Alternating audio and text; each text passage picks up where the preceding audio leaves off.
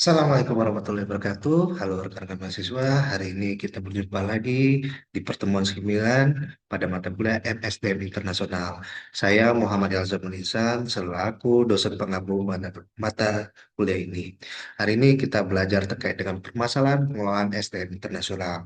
Namun sebelum saya lanjut, saya akan menjelaskan terkait 7 nilai dasar yayasan. Pertama, menjaga kemurnian akidah tauhid dan melaksanakan syariat. Kedua, bersukacita dan tidak mengeluh. Ketiga, rendah hati, sederhana, jujur apa adanya, memaafkan dan tidak marah. Keempat, berpikir positif, berprasangka baik dan tidak bergunjing. Kelima, berbuat baik, mengubah dan respek. Keenam, berempati dan memberikan solusi, bukan mengkritik atau mencela. Ketujuh, patuh kepada pemimpin dan menaati peraturan. Adapun review materi sebelumnya, kita belajar terkait bagaimana pengelolaan SDM dalam perspektif multinasional, menyoroti peran strategis tenaga kerja global dalam keberhasilan perusahaan internasional.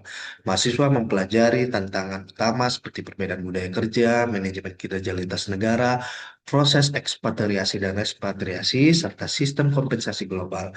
Materi juga mencakup pemanfaatan teknologi dalam transformasi SDM dan pengembangan kebijakan yang adaptif terhadap konteks global.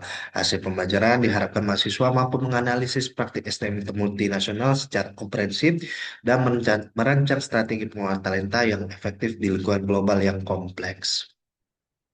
Adapun referensi atau pustaka kita pada materi ini ada Dowling di 2008, Briscoe di 2009, Sparrow di 2004, dan Fetch di 2006.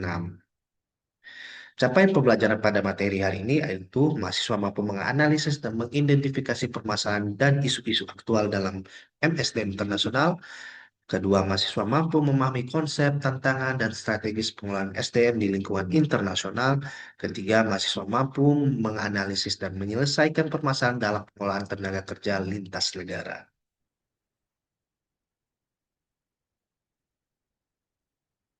Di dalam permasalahan pengelolaan SDM internasional ini adanya pertama terkait dengan perbedaan budaya kerja.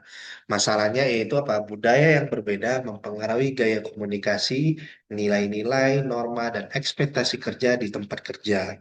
Karyawan dari berbagai negara mungkin memiliki pendekatan yang berbeda terhadap hierarki, kinerja, waktu kerja, kerja tim, dan manajemen konflik. Seperti yang kita sampaikan di pertemuan-pertemuan sebelumnya, bahwa hierarki ini terkadang-kadang dia itu memiliki permasalahan di dalam budaya kerja. Misalnya kalau kita bekerja di negara kerajaan seperti di Arab, itu hierarkinya sangat tinggi ya. Oke, kemudian bagaimana? Tindakannya yaitu manajemen perlu menciptakan lingkungan yang inklusif dan menghargai keberagaman budaya. Program pelatihan multikultural, pengembangan keterampilan komunikasi antar budaya, dan peningkatan kesadaran akan perbedaan budaya sangat penting untuk meminimalkan kesalahpahaman dan meningkatkan kerjasama tim. Kemudian, manfaat dan keuntungan bekerja di internasional yaitu regulasi ketenagaan kerjaan internasional. Pertama, yaitu masalahnya peraturan ketenagakerjaan yang bervariasi antar negara, termasuk pajak, asuransi, hak pekerja, dan visa kerja. Dapat menjadi tantangan bagi perusahaan multinasional. Memastikan kepatuhan terhadap peraturan lokal dan internasional sangat penting untuk menghindari masalah hukum dan sanksi yang merugikan. Tindakannya itu perusahaan perlu bekerja sama dengan ahli hukum ketenagakerjaan internasional untuk memastikan bahwa mereka mematuhi peraturan yang berlaku di setiap negara tempat mereka beroperasi. Ini bisa mencakup penyesuaian kontrak kerja, kebijakan cuti, dan prosedur perekrutan. Kemudian ada manajemen talent global. Ya, masalahnya itu menarik, mengembangkan, dan mempertahankan talent internasional yang berkualitas merupakan tantangan besar. Perusahaan perlu merancang program pengembang karir yang memungkinkan karyawan internasional untuk tumbuh dan berkembang di lingkungan yang berbeda budaya. Tindakannya itu perusahaan dapat menggunakan program rotasi internasional, pelatihan multibahasa, dan kesempatan untuk bekerja di proyek global untuk meningkatkan keterampilan karyawan, ya, pendekatan manajemen berbasis tujuan dan komunikasi yang terbuka juga dapat membantu memotivasi dan mempertahankan karyawan multinasional. Kemudian ada pengelolaan pengembalian atau repatriasi. Masalahnya yaitu karyawan yang kembali setelah menjalani tugas internasional sering menghadapi tantangan dalam menyesuaikan kembali dengan budaya kerja di negara asal mereka. Ini bisa mencakup penyesuaian peran, perubahan dalam hubungan kerja, dan kebingungan tentang bagaimana pengalaman internasional dapat diakui dalam karir mereka. Tindakannya perusahaan perlu merencanakan repatriasi dengan baik, ya, termasuk memberikan dukungan psikologis dan membantu karyawan menavigasi perubahan karir. Membuat program yang memungkinkan transfer pengetahuan dan pengalaman dari ekspatriat kembali ke perusahaan yang juga sangat bermanfaat. Kemudian ada komunikasi antar budaya dan tim virtual. Komunikasi yang efektif di antara tim internasional sering kali sulit karena perbedaan waktu, bahasa, dan ekspektasi komunikasi. Masalah ini dapat menghambat koordinasi proyek, kerjasama tim, dan aliran informasi. Tindakannya itu menggunakan teknologi komunikasi yang tepat seperti video conference, platform kolaboratif online, dan alat penerjemah. Dapat membantu tim internasional untuk tetap terhubung, mengembangkan protokol komunikasi yang jelas, dan mendorong penggunaan bahasa Inggris sebagai bahasa kerja internasional dan dapat membantu mempelancar komunikasi. Kemudian ada stres dan kesejahteraan karyawan internasional. Masalahnya yaitu tinggal di negara asing dapat menyebabkan stres bagi karyawan dan keluarganya. Tantangan seperti homesickness, perbedaan budaya, penyesuaian gaya hidup dapat berdampak negatif pada kinerja kerja dan kepuasan karyawan. Kemudian perusahaan harus menyediakan dukungan psikologis dan praktis seperti program konseling, bantuan medis, jaringan sosial yang mendukung, dan menjaga keseimbangan antar pekerjaan dan kehidupan pribadi sangat penting untuk kesejahteraan karyawan internasional. Kemudian ada penyesuaian terhadap teknologi dan inovasi. Pertama, yaitu karyawan di negara-negara berkembang atau kurang maju mungkin menghadapi kesulitan dalam mengakses teknologi terbaru atau beradaptasi dengan sistem manajemen yang terbaru yang dapat mempengaruhi produktivitas dan kepuasan kerja. Tindakannya apa? Perusahaan perlu memberikan pelatihan tentang penggunaan teknologi dan mendukung adopsi inovasi di semua tingkatan. Menggunakan platform pembelajaran digital dan aplikasi manajemen proyek yang memungkinkan akses jarak jauh dapat meningkatkan kinerja tim internasional. Baik, ada isu-isu aktual seputar SDM internasional, yaitu pertama apa? Adanya keberagaman budaya. Budaya yang berbeda mempengaruhi gaya komunikasi, nilai-nilai, norma, dan ekspektasi kerja di tempat kerja. Karyawan dari berbagai negara mungkin memiliki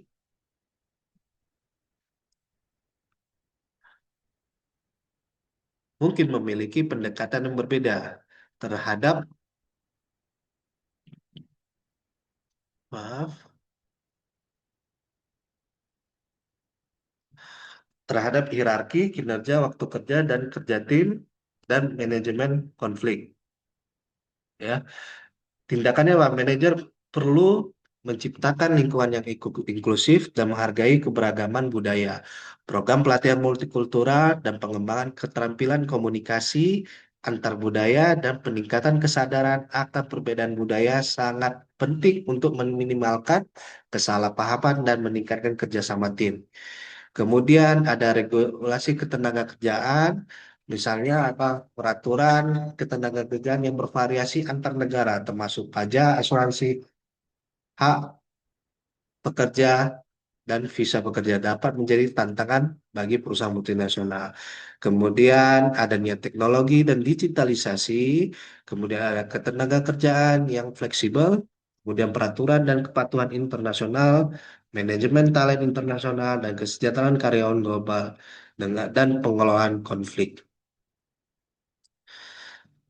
Manajemen bakat dan kepemimpinan global.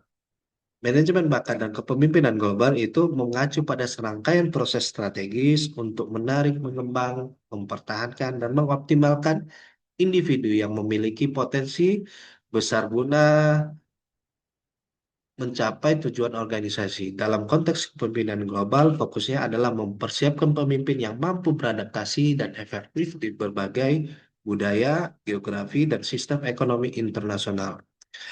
Pentingnya dalam sistem kerja internasional dalam era globalisasi, organisasi beroperasi di lingkungan yang beragam secara budaya dan geografis. Manajemen bakat global bertujuan untuk mengatasi kesenjangan keterampilan global, di mana kebutuhan organisasi tidak selalu sesuai dengan ketersediaan tenaga kerja lokal. Ya, membangun fleksibilitas budaya sehingga talent dapat bekerja di lintas batas dengan produktivitas tinggi. Menciptakan pemimpin global yang mampu mengelola tim multikultural dan mengambil keputusan dengan konteks kompleksitas global. Kemudian ada bagaimana peran manajemen sumber daya internasional. Pertama, rekrutmen internasional, yaitu dia mengidentifikasi, kemudian menarik, memilih calon karyawan yang dari berbagai negara untuk memenuhi kebutuhan organisasi. Hal ini termasuk memahami dan mematuhi aturan dan regulasi ketenagakerjaan yang berlaku di berbagai negara. Kemudian ada pengelolaan budaya organisasi, memastikan bahwa nilai-nilai dan budaya perusahaan dapat ditetapkan atau diterapkan di seluruh cabang global. Manajemen Manajer SDM internasional harus mampu mengelola berbagai budaya di tempat kerja. Sip. Kemudian ada pengembangan program pelatihan pengembangan yang dirancang perkuat keterampilan, pengetahuan, dan kapasitas kepemimpinan dari karyawan global. Mereka juga bertanggung jawab untuk memastikan pelatihan ini memenuhi standar lokal dan internasional. Keempat, ada pengelolaan kinerja, yaitu menyusun sistem penilaian kinerja yang adil dan konsisten di berbagai negara, serta memberikan umpan balik yang konstruktif dan membangun. Hal ini termasuk memantau kinerja manajer lokal dan memastikan bahwa tujuan organisasi itu tercapai. Baik, para manajer SDM internasional ya itu karyawan antar budaya mempromosikan komunikasi yang efektif di antar karyawan dari berbagai budaya dan latar belakang. Manajer SDM internasional harus mampu menerjemahkan dan mengadaptasi strategi komunikasi agar sesuai dengan konteks global.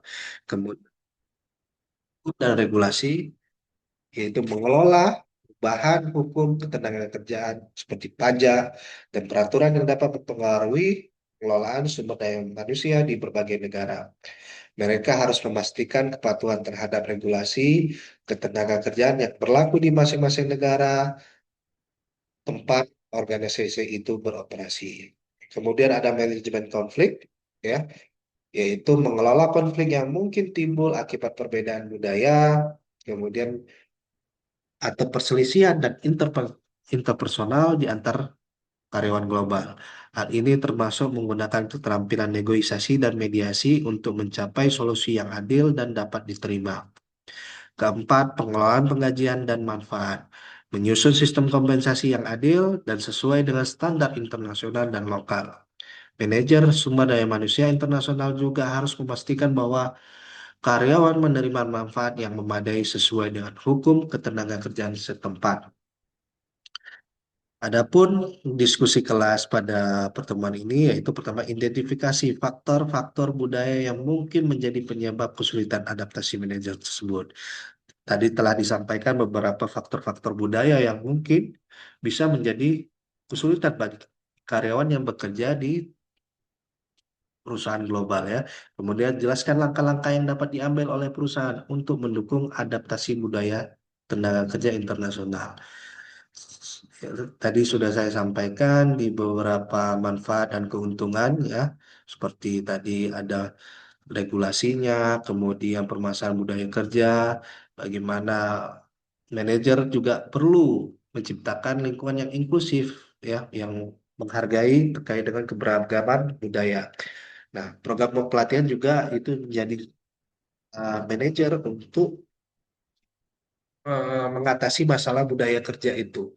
Ya, pelatihan multikultural, bagaimana kita menghargai sesama, uh, keberagaman budaya itu ya. Kemudian pengembangan keterampilan komunikasi antar budaya. Kalau misalnya saat ini Inggris ataupun bahasa Inggris ataupun Cina sebagai bahasa global itu juga bisa kita kembangkan keterampilan kita. Kemudian peningkatan kesadaran ada akan perbedaan budaya yang sangat penting untuk meminimalkan kesalahpahaman dan meningkatkan kerjasama tim. Ya, itu yang bisa saya sampaikan terkait dengan permasalahan pengelolaan SDM internasional. Jika ada yang kurang paham terkait dengan ini bisa kita diskusikan di grup WhatsApp ataupun bisa secara pribadi untuk menghubungi saya di dalam WhatsApp. Ya. Oke, untuk diskusi kelas ini juga bisa nanti sebagai bahan kalian untuk kuis nanti akan saya bukakan di portal untuk kantong tugasnya dan diupload di dalam kantong tugas tersebut. Adapun referensi di materi ini ada Dowling ya 2008 dengan buku International Human Resource Management 5 edition London. Kemudian ada Briscoe 2009 di buku International Human Resource Management juga. Kemudian Sparrow, P. Brewster di tahun 2004 Globalizing Human Resource Management. Kemudian Vance 2006 yaitu Managing Global Workforce ya atau sudah ada buku bahasa Indonesianya. Demikianlah yang bisa saya sampaikan. Terima kasih. Assalamualaikum warahmatullahi wabarakatuh.